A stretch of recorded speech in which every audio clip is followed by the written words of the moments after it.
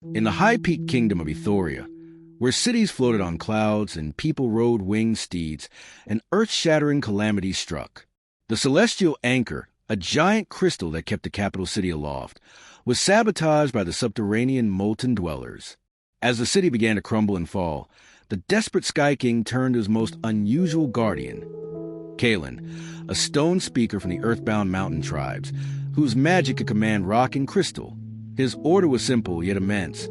Save my daughter, Princess Lyra. Take her to the silent forest below, where the earth magic is strong. Keep her alive. Kaelen, a man of few words with hands calloused from stone and eyes the color slate, found the princess.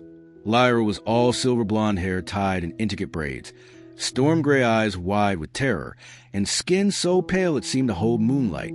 She wore a gown that shimmered like a nebula, now torn by falling debris. He didn't ask. He wrapped a thick, earth-toned cloak around her, held her tight, and did the unthinkable. He jumped from the falling edge of the city. As they plummeted, he pressed his hands together and roared a command to the mountain below. A pillar of living rock surged upward, catching them gently and then retracting into a mountainside cave.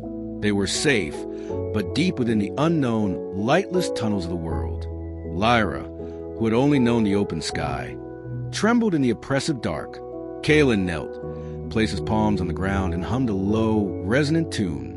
Soft, blue glowing crystals sprouted from the walls, illuminating a cavern of breathtaking beauty. He built a small fort of living stone for her to rest in, with a bed of luminous moss. "I cannot see the stars," Lyra whispered, her voice echoing. "The silence is too loud." Kaelen, who spoke more to stone than to people, simply sat at the entrance. "The stones are singing," he said, his voice rough. "They sing of deep time and steadfastness. I will teach you to listen." He spent the night telling her the stories the mountains told him. Their journey through the underrealm took weeks. He taught her to find edible glowing fungi, to drink from crystal-clear underground streams. She taught him the constellations, drawing them in the cave dust. He called forth bridges over bottomless chasms. She used her knowledge of wind and pressure to find exits to the surface. In a cavern filled with bioluminescent flowers that swayed to his earth magic hums, they shared their first true laugh. Her storm-gray eyes began to sparkle with curiosity, not fear, and his slate-colored gaze softened when he looked at her. One day, a messenger bat found them. The war was over. Aethoria was saved, but at great cost. The Sky King demanded his daughter's return. The reunion in the rebuilt floating city was cold.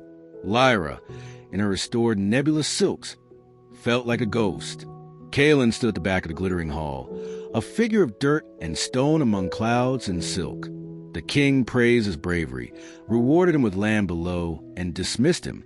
Their goodbye was a locked gaze across a crowded throne room, a universe of unspoken words hanging between them. Weeks later, the king announced Lyra's betrothal to the prince of a neighboring sky kingdom, a union to strengthen their aerial fleets. That night, Lyra looked at her star charts and then at the ground far, far below. She knew what she had to do. She didn't take a skyship. She went to the very edge of the city, to the repaired celestial anchor, placing her hands on it.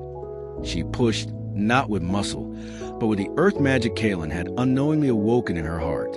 A tiny, precise crack formed. A single, sturdy vine of magic-infused stone grew from the anchor, spiraling down to the very mountain where Kaelen now lived alone. He was there, sensing the disturbance in the stone, and saw her descending the crystalline vine, her silver hair flying like a banner. She jumped the last few feet into his arms. "My father offered me the sky," she said, breathless, her forehead against his. "But you taught me to listen to the earth, and my heart's song is for you." Kaelen held her, and for the first time, his words flowed freely. "I am no prince. I have only a humble spire and the voice of the mountain. That," Lyra smiled, her stormy eyes clear and certain, "is the only kingdom I want." He took her hands, and together they placed him on the mountainside, where his power met hers, earth-deep steadfastness and sky-high spirit. A new miracle occurred. A magnificent castle grew from the living rock. not a fortress of war, but a sanctuary of arches and towers that touch the clouds, with gardens of starlight flowers and roots deep in the heart of the world. They ruled nothing, and yet they had built everything.